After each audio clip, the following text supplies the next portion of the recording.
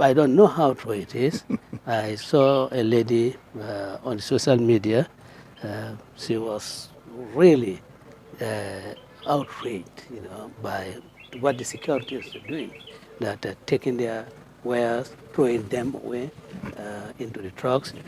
I mean, crates of eggs. I mean, you really don't do that. You really don't do that. These are fragile, breakable things, I mean, you just need to tell the ex-seller that, look, please, I think, you should pack your wares and leave. And that will be a way of minimizing the adversity of the strict implementation of the rules. But I'm mandated to enforce this, and you'll do it. I don't think that is right. In fact, it makes people hostile to the law enforcement agencies. I mean, this should be a situation of cooperation, mutual cooperation for the benefit of the people. After all, they are doing this for the benefit of the people. And if your actions really are counterproductive and they impact negatively on the people, then the enforcement process has absolutely no beneficial value. You have seen an aerial um, view of the Serekunda market these 2 days preceding the Eid al-Fitr on social media. Very alarming and very disturbing footages, like I said, on social media, which shows how people come together, clamor in here and there, trying to buy things for the Eid al-Fitr. Are you concerned on the issue of social distancing in the markets, in the naming, in the ceremonies? I mean, marriages and naming ceremonies are taking place, and people are coming together. It's worrisome. Well, it is worrisome, but again, it is a question of uh, having an effective awareness campaign. If you do institute an effective, vigorous, and aggressive awareness campaign, you probably will not have incidents of that nature. I mean, I believe the market, will probably be quote unquote open on a rota basis. That okay, the vegetable vendors this time, yeah, of course the vegetable vendors, the fish vendors, and the butchers. I think they should be in the market at the same time because they're really dealing. Of course, yes. They're really dealing with Consumables. consumable. Then maybe you can have time, for those who really sell, especially at this current time. I mean, shoes. I mean, dresses and so forth. Textile. You can have, you can have time for them, so that you do not have all the operators, market operators, at the same time in the market. You can classify them. You know, I think so. In my layman way of thinking, I think this. In our discussion, you just mentioned some of the steps that we should take in the implementation process vis-a-vis taxis, should take the uh, limited passengers, and to help in that direction, government has decreased the price of fuel in order that drivers will not complain that we will lose revenue because we're making a minus in the number of passengers. What is your reaction to that? And still drivers are still adding the numbers in their vehicles. Well, yes. Again, that's one of the efforts I think we government ought to have taken some time ago, but it's not taken. And as they say, it's never late than never. And we commend them for that. But then uh, the reduction of the fare Passengers or fuel? of the price of Fuel. fuel. Uh, I think it's about $7, $8. Right. But then having regard to the price of oil of oil. It doesn't National, commensurate. I think it should still go further down, and you really think a coaster, you know, that takes maybe 20 or 24 passengers, you know, and is limited to 50% of that. Uh, you do not know what is the rate of consumption of the fuel by that particular vehicle, because that also matters. After all, it is not only the fuel, but there are other other things that the vehicles use. You want to take into account the wear and tear also of the vehicle. You know, all those things. It's just not the fuel. Yeah? What the transport owners they are earning is not just applied towards the purchase of fuel, but there are other items too. And I think those also have to take into consideration and see, because this will just be for a period, the period that will be combating the COVID-19. And after, when we all collectively combat this deadly virus and defeat it, we can go back to normal life. So that government will have to take in a lot, or should be prepared to take in a lot, at least for this limited period. Yes. This is a live event on Eyeafrica TV. I am talking to the Secretary General of the United Democratic Party and, of course, the leader of the party himself, the Honorable Hussein Udabo. We're looking at the global coronavirus pandemic that has hit the Gambia, but the numbers are not rising and the virus is being contained. As we speak, only one person has been confirmed dead, but again, not without much information as to the cause of death of that person, because some people are of the opinion that the person did not die of the virus. We will also look later on at the announcement of the state of the public emergency that the president has just announced, that has just been given to the president for him to use his executive power to call for another extra 21 days after National Assembly members voted against the prescribed 45 days. Honorable, let me come back to you, still on the COVID-19. We have a constitution we have a referendum on the constitution to come. We have general presidential elections at the end of next year. And according to what is being said on the international media, there is no quick solution to COVID-19. Some people think that it will be here to stay for a very long time. Others think that now against 2 years, probably there will be a way out in the form of a vaccine to be in the market. How will COVID-19 affect our electoral process? Well, Are you concerned that it will? Certainly.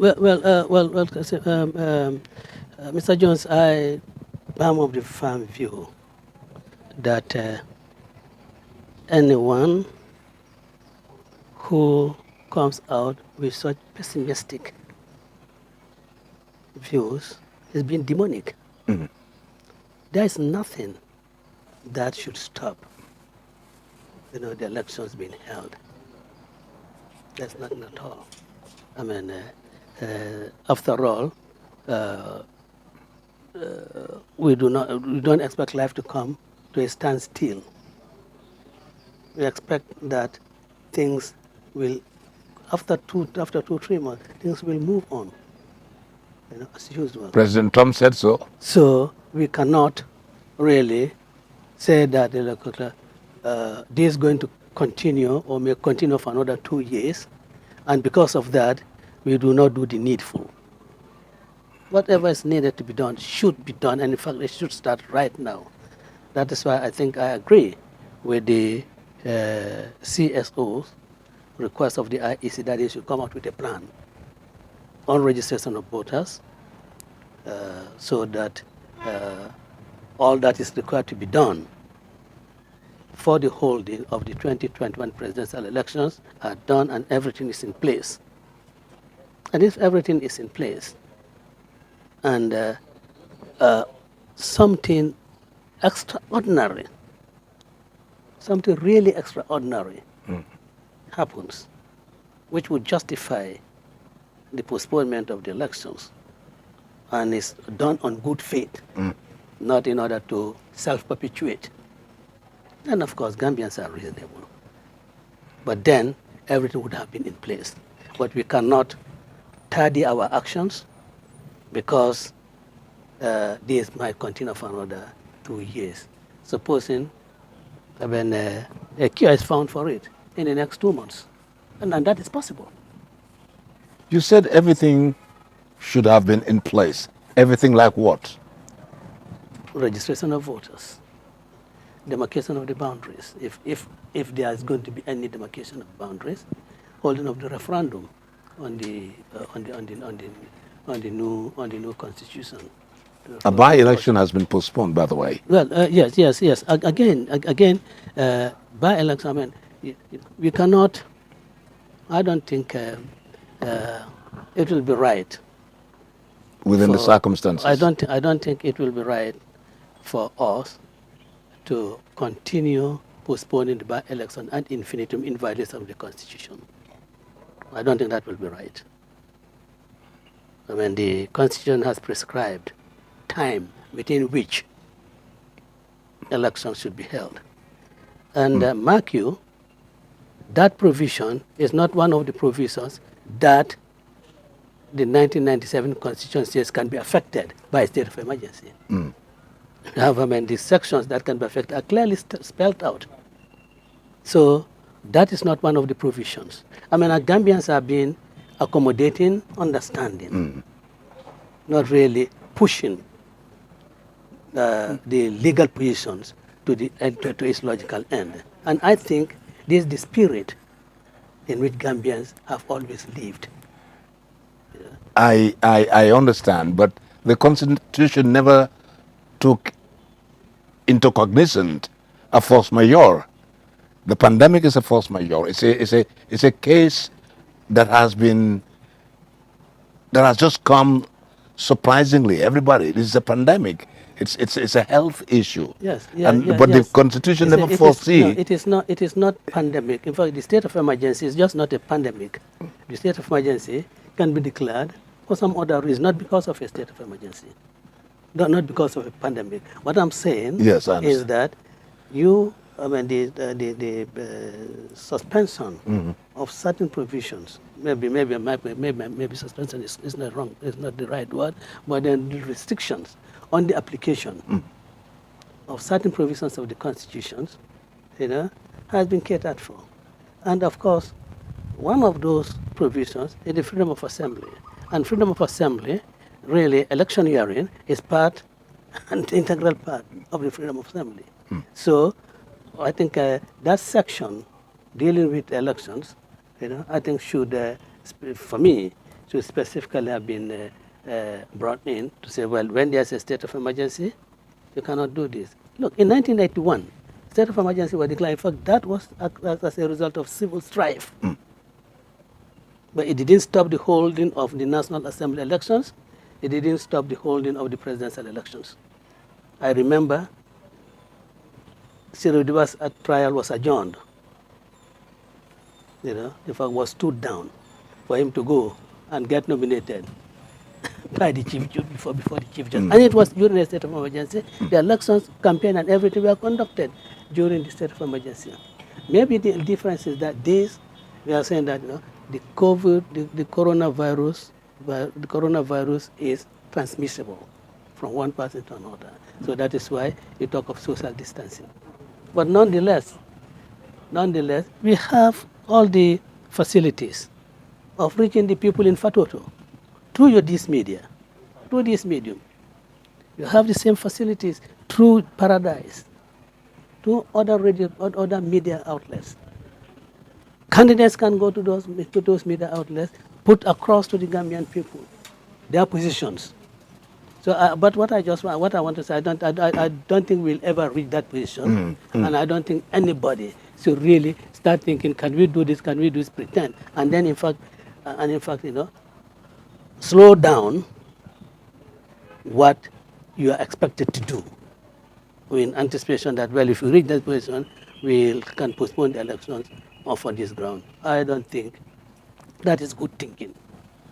As a political actor in elections, do you have a time frame that the by-elections in Nyamina must take place? Well, I mean, the Constitution stipulates a time frame, 90 days after the occurrence of the vacancy within. So it's not me who should really. What I'm saying is But that 90 days has lapsed. that 90 days has lapsed because the Gambian people are understanding, accommodating.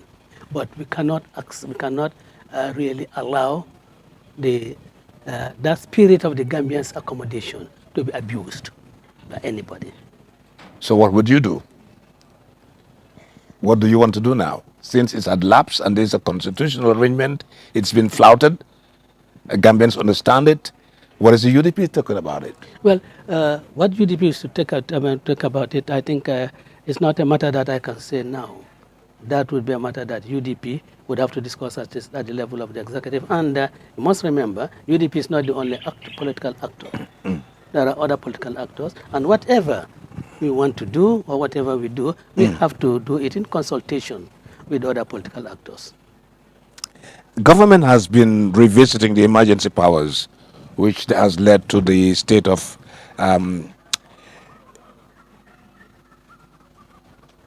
state of emergency right now in March. It has extended it till April, but National Assembly rejected a further extension. Why did the National Assembly reject it? And in fact, your party tipped the balance. Well, my party tipped the balance, but you see, the National Assembly, I think there's a misconception. The National Assembly never rejected an extension. Okay. Never rejected an extension. Yeah? The request was for 45 days, and it is the 45 days that was rejected. So to say that National Assembly rejected an extension is a very misleading statement. It's an aberration. In fact, I am aware that the Special Select Committee on COVID, the National Assembly Special Select Committee on COVID, in their report have suggested that an extension of 21 days should be granted. That document should have been presented to the National Assembly for action to be taken on, for a decision to be taken on it. But that was not done. What was done was the minister's motion for extension of 45 days was what was brought in. And of course, that was rejected. And I know government is aware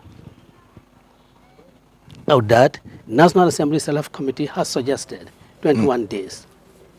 If the 45 days request is not accommodated, I thought a government that is well-meaning, that is not want to really try to shift blame, would have said, well, since we are aware of that this is the position of the National Assembly, we are going to request for a 21 days extension. And then, as the word of saying would say, Jamane 9. But there was no rejection of the extension. The rejection was for 45 days. Why? For you, it was just too long. Because the 45 days that was given, I'm not sure whether government, satisfactorily explained why it did not do all the things that it ought to have done within that period effectively. So, take a shorter time frame and put them under pressure to do the needful. In fact, I understand they were going to do it with conditions that will extend this, but under this condition and under that conditions. Normally, when I interview you and I ask you questions relating to the UDP, you always refer me to the executive committee of the UDP for taking a decision. The refusal for the 45 days extension, was it unanimously done at party headquarters where the executive sat on it before your parliamentarians No, took? this was the somebody parliamentarians. You had no hand in We it. The had no executive had no hand in we it. had no hand in it. All right. Let me take you to my next question. Experts project more cases by June. Do you think that this will further call for extension of the state of emergency again? Well, I think it would depend on what the situation looks like at that time. Certainly, and I think that I've always maintained that in order to combat this pandemic, you know, everyone should cooperate with government. In fact, that was my first call, even before government did anything. I said, we expect everyone to cooperate with government. And I said, we are prepared to work with the government. Our National Assembly members, our local government authorities will work with the government to combat this pandemic. We, we think Gambian because we are Gambians. And when you say we are not paying lip service to our Gambianism, it's real. It's real. The We said it. And, then, and in fact, even before, there was this, if I may call it, proscription on people assembling, having. We said it. My party first said that, look, no political activities, no gatherings, because we know that through crowd, where you have crowds and so forth, you can have this easily spread. We did it. We then had, this was in March,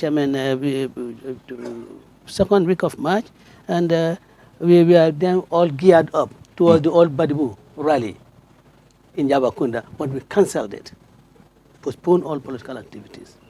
That shows how much concerned we are, how serious we are about this, and how committed we are to working with government in combating this pandemic. if government should ease the restrictions, will you support it at the detriment of the people of the Gambia? Well, I want to think that the government will be responsible enough. I don't think government will ease the restrictions without getting proper medical advice, proper professional advice on that. And that is what I think. I And don't think you will be supportive. I don't You, think you will be supportive to let- government. I don't think government will on its own wanting to be patted on the back, ease restrictions without health justification for it, without professional justification for it. I don't think they will do that. And of course, as I have said, we want to be guided. We'll always continue to be guided by the professional opinion of the health workers. These are the experts in this field, and we cannot really disregard, their views. And well, we can, but we must not. We must not disregard their views. And I think their views will form the basis for any extension. And as I said, we have never opposed an extension, and I don't think we will ever oppose an extension. The 21 days has been the prerogative of the president. And of course, if Parliament or the National Assembly doesn't sit, the president can go again and extend for 7 days and continue extending for 7 days until Parliament meets again before a vote can be taken. In Yes. governance, what do you think of that? Well, I think that will really be very pathetic. That will be very sad. But what would you do? If I was in government position before the lapse of the 21 days, I will engage all the parties in the National Assembly. I'll engage all of them, have an all-party caucus, and the Minister of Justice and the Minister of Health, let them engage them and tell them the need for them to do so, rather than, well, I can do this on that. It will just show, that the president and his government, are really shunning the National Assembly, and that's not an institution that he should shun. As a political party, did you attempt to measure the impact of the coronavirus on the lives of the people? Well, certainly, I know that in the provinces, at this time of the year, major economic activities are the lumos. All the lumos have been closed. And that really has affected the earnings of a huge chunk of the Gambian population. And it has had its devastating social impact also, because they no longer in a position to provide for themselves adequately, sustenance for their families. What did you find out, or what are the factors of these realities Realities of the lumos being closed and the people themselves not making money anymore?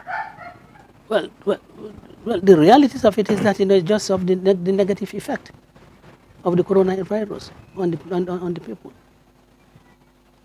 Just was the negative. Did you make any intervention to help? Well, as an actor and wanting to win the votes of those people come 2021? Well, I have, in a small way, tried to do so, but not as leader of the United Democratic Party. Okay. Because, see, Mr. Jones, I think what I find, what one should find reprehensible, unacceptable, is really to try to make political capital out of misfortunes of the ordinary members of the community. That is, for me, is an abomination. You don't do that. That's why I have not really done anything as leader of the United Democratic Party. I have set up on Easter, in fact it was from this, on this spot, that I launched the COVID-19 Buntung, call it Buntung, of course, silos or food store. And to my very great pleasure, Gambians have responded very positively to this, and we've ensured and we continue to ensure that it is apolitical. In fact, we have delivered to Kuntaur Area Council, and we refused to deliver anything to our political representatives, our party representatives in these areas, because we do not want anyone to see this as a UDP effort. It should just be seen as the effort of Ousseynou Dabo, an elder Gambian citizen, who is concerned about the plight of some of these ordinary vulnerable people, and whose vulnerability has been further worsened by this COVID-19. And right now, we have in stock a few bags of rice and other food items, and we are going to purchase more to distribute. We've just delayed what we are doing because we see government is doing some distributions. And of course, if we go there, people start thinking that Usainu Dabo is competing with government. And we are not in any way competing with them. We want to complement government's efforts, but not competing with them. So I believe soon they will finish their distribution that is being done through the NDMA, and then we'll deliver to the various, to the remaining local government authorities what we can contribute towards alleviating the plight of the vulnerable members of the community. The United Democratic Party and other political parties that are not in power could be regarded as shadow governments and have their eyes on what the present government is doing. Do you think that the Gambia, in the wake of COVID-19, has enough food in stock for the people of this country in the event things get out of hand?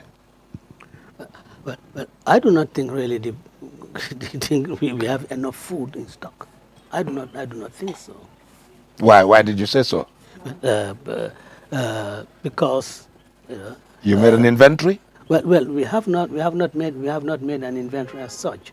But then we know that there are some difficulties in getting foreign exchange to import more foods into the country. We know that, and of course we are not self-dependent, for food. We are dependent on the outside world. And of course, we also aware that movement, not only of airplanes and so forth, but even vessels in the seas, is still not as it used to be. So these are matters of great concern. I mean, we get our rice mainly from the Far East. I mean, if the vessels that are supposed to really ferry these commodities to us, the companies operating are themselves, quote unquote, under lockdown. And lockdown is just not those on the land, but even those on the seas. It's going to affect us severely. And of course, this is why any government in this country must address the food security situation with utmost urgency. Still on you monitoring the government has just offered food relief of about 84% to ease the predicament, or to help people stand on their feet as a result of some of the regulations that are in place. Did you have your eyes on how things were going, and what are your comments regarding that? No. Quite frankly, I just heard announcements that so many bags of rice have been delivered to XYZ governor, for distribution. But but that is all. And we want, at the end of the distribution, to interrogate how it was done. But you see, Mr. Jones, you said relief given to about 80% of the population, but that is very symbolic. Mr. Jones, you don't. I mean, I'm sure you don't. You will not say that. What is given is going to take them for 4 months. I mean, a bag of rice, not in some cases 25 kilo. I mean, really, that will not take a household for more than 2 weeks. So this is symbolic, and a symbolic gesture that I really commend. I really commend it because, as they say, have a loaf is better than nothing. I really commend it. And of course, I want to also applaud others who, individuals, groups, organizations, who have also intervened. They have stepped in to give where help should be given, to help where help should be given. I mean, right across the country, we see it daily on television, groups donating to communities food, individuals donating to communities food. We've seen that, and we want to applaud them for really coming in at this critical time in helping their fellow countrymen. And there is only God who can reward them for their gratitude, for their good work. For us, we can only express our gratitude to them. You have recently been to Brikama at the aftermath of the fire. Was it politically motivated, or did you really want to go and help the people of Brikama after the fire disaster?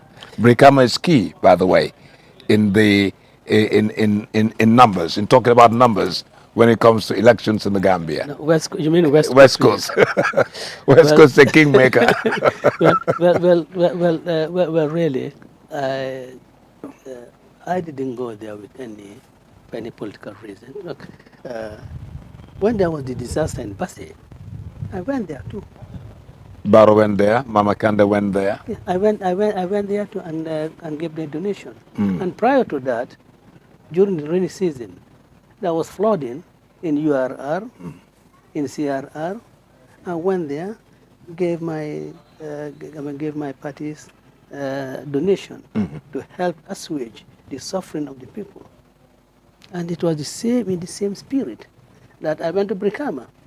But you see, the point is that Brikama, even if Usendabo goes to Brikama to drink attire, because they Political, they come. That's my a backyard. political gymnastic. That's my Brikama is my backyard. Yes. Okay. All right, let's talk politics now. Some people are of the opinion that you will not be flag bearer. Do you have an answer for them? But everybody has a right to entertain an opinion. Would you be flag bearer of the UDP come 2021? I'm a leader of the United Democratic Party, and at the appropriate time, I think, at the appropriate time, I will apply to the United Democratic Party to be selected for their presidential candidate. I'm not going to impose myself on them, but I'll apply, and my application will be treated by the selection committee as any other applicant. Are we likely to see a woman flag bearer? Well, if a woman flag bearer comes in for UDP, that could be, something that would be considered, certainly. I can only talk for UDP, I cannot talk for the other political parties. The UDP is a force to be reckoned with. Well, I think I think I want to leave that to the public to determine whether it's a force to be reckoned with. But I'm not being delusional, and I'm not really involved in self-deception. But I think really UDP is a party that has won the admiration and support of a huge number of Gambians, and I think at any election, I think we can perform well with great admiration. I certainly think. I don't think we can be humiliated at any elections in this country. Some critics are throwing stones at the United Democratic Party by saying that your militants and supporters are in the habit of using foul languages.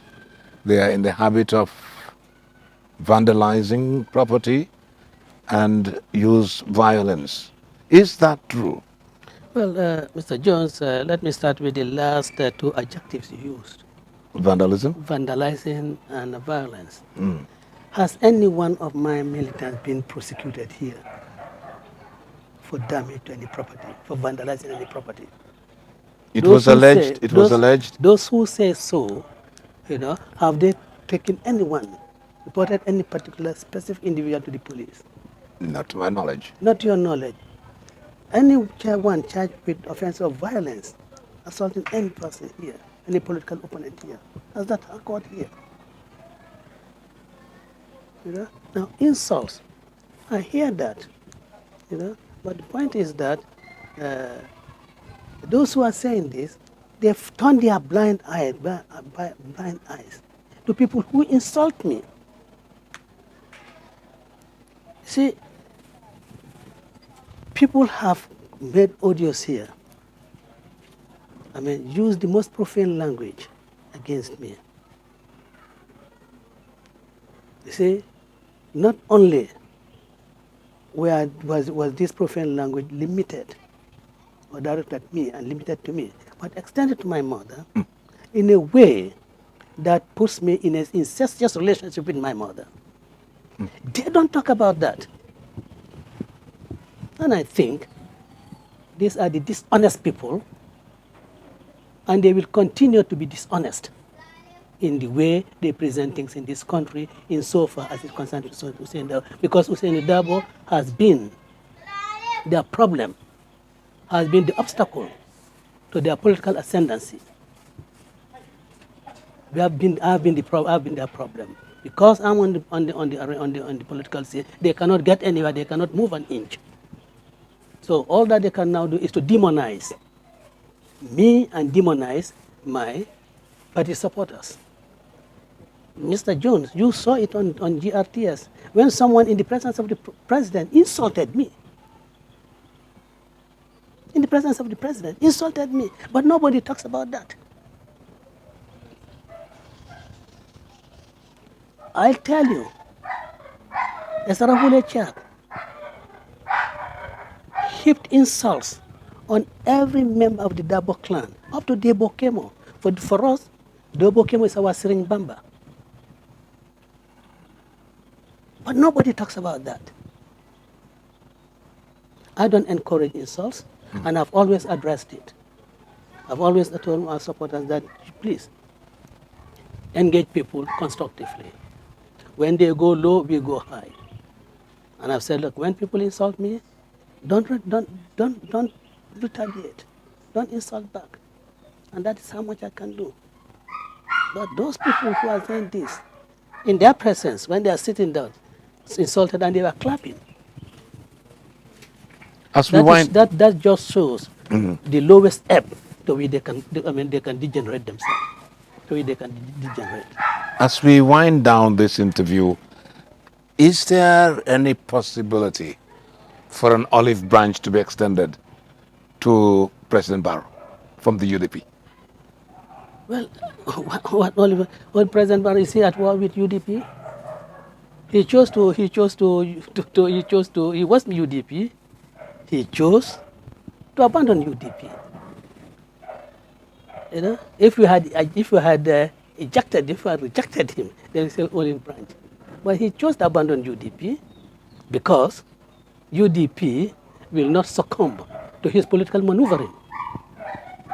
Will not encourage, his ambition to be realized in the way he wanted it. So he abandoned UDP. So for anything, he took the decision. So any rapprochement, I think, should come from him, not from UDP. My last question, and which should have been my first question, my first address, Eid Mubarak, and your message of Eid Mubarak to the Gambian people. Well, my Eid Mubarak to the Gambian people, I think I have delivered it today, and just prayed for this country to enjoy the peace that it has always known. That after all, whatever happens, we will all remain Gambians. There's no doubt about that. And we must, in the pursuit of our various agenda, bear at the back of our mind that the tranquility of this country, the stability of this country is a sine qua non for us to continue in the pursuit of our different agendas of whatever nature. And this is what I would want to live with the Gambians, and to pray that God accepts all our prayers and supplications during the month of Ramadan. Give each and every one of us a long lease of life in good health to witness the next Ramadan. And we also pray that this terrible pandemic, God answers our prayers and bring a very stormy wind to blow it away from this country and dump it in the seas. That's what I pray to God, and this is my message to Gambian people. Amen.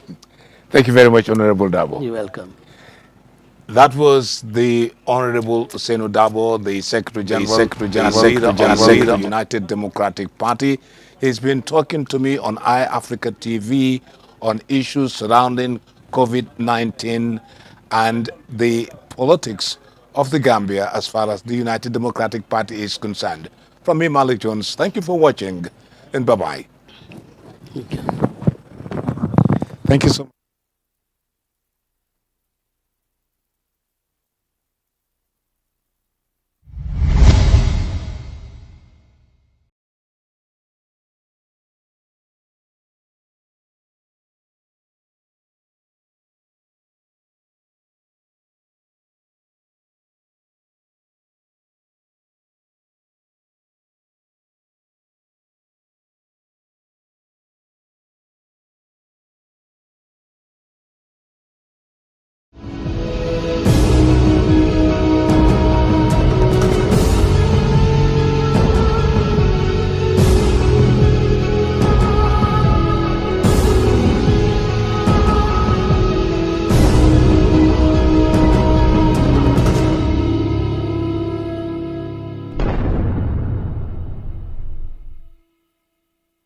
dama kontaan bu baax sax si ñëw bi nga ñëw seet si suma tabax gi kontaan naa ci trop.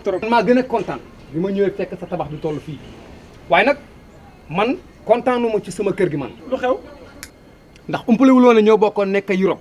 dëgg la jamono yu ñu nekkee foofu yëpp man ak yow maa ngi am benn waay maa ngi ko yónnee xaalis bu bari pour mu sampal ma suma kër. te ba léegi tabax bi àggul fenn. te yow nga waxoon ma ne ma bi nga starté samp yàggul léegi nga toll fii foo jaar. li waral loolu nag mooy dama ànd ak waa Baluwo. kon su ma la déggee Baluwo dañuy yëngu ci samp kër tamit. ni ngay def nag yomb na da ngay log on to www.baluwo.com mun ngaa jënd ci ñoom ciment suuf banta weñ ba ci daaj yi nga xam ne di nga ko soxla lépp lu jëm ci wàllu samp rek mun nga koo am ci lu yomba ak Baluwo daal.